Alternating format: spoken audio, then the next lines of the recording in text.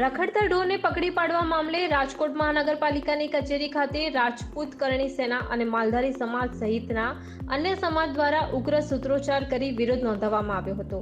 તો સાથે જ મોટી સંખ્યામાં મહાનગરપાલિકાના સેન્ટ્રલ ઝોન ખાતે એકઠા થઈ પોસ્ટરો પણ દર્શાવવામાં આવ્યા હતા. સાથે જ મનપા કમિશનરને આવેદનપત્ર પાઠવી માંગ રજૂ કરવામાં આવી હતી, જેમાં ચિંતનઘર પાસે અથવા ઘરમાં બાંધેલા ઢોરને પશુ રંજાડ અંકુશ વિભાગ દ્વારા પકડી પાડવામાં ન આવે તેમજ પરમિટ બાબતના નીતિ નિયમોમાં ફેરફાર કરી દરેકને પરમિટ મળી શકે તેમ પ્રકારના નિયમો બનાવવામાં આવે તેમજ બેફામ વાણી વિલાસ કરનારા અધિકારીઓને મર્યાદામાં રહેવા સૂચના આપવામાં આવે. તો સાથે જ 24 કલાક બાંધેલા પશુઓને 2 કલાક બહાર નીકળવા માટે સમય આપવામાં આવે તે સહિતની માંગણીઓ રજૂ કરાઈ હતી.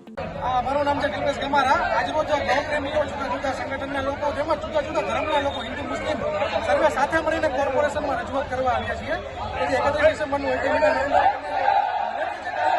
વાત કરી રહી છે કોર્પોરેશન કે તમામ ધર્મના લોકોની તમામ કે સરકાર આ અલ્ટિમેટમને વધારવામાં આવે.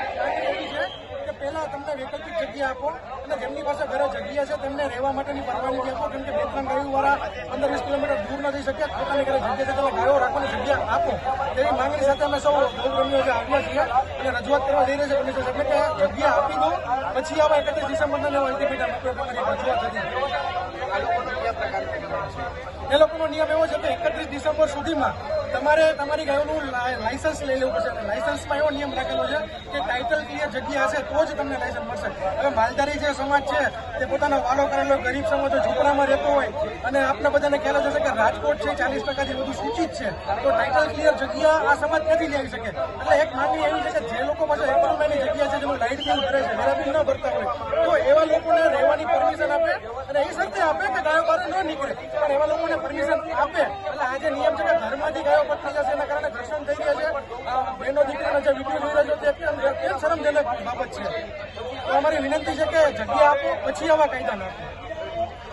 આજ રોજ રાજકોટના જુદા જુદા ગૌપ્રેમીઓ, જુદા જુદા સંગઠનો અને હિન્દુ સમાજના સાથે મળીને અમે રજૂઆત કરવા આવ્યા છીએ કે જરા સમય બી તમે જોવો જ છો કે જે ગાયો પકડવામાં આવે છે એ તાનાશાહી જે સરકારની છે, તો એ વસ્તુ જે કરવામાં આવે છે અમે એનો વિરોધ કરી રહ્યા છીએ કે તમે રસ્તા ઉપરથી જે ગાયો જે નડે છે રોડ ઉપર એ તમે પકડો, અમને કોઈ વિરોધ નથી, પણ તમે ઘર પાસેથી પકડવામાં અને તમારા કાયદા જે છે એ પછી લગાડો. પેલા જે ગાય છે એની ઉપર તમે પેલા અરજીની વ્યવસ્થા કરો, એની જગ્યા આપો અને પછી એવા કાયદા આપો. આજ માલધારી પણ હેરાન થઈ છે, ગાયો પણ હેરાન થઈ છે.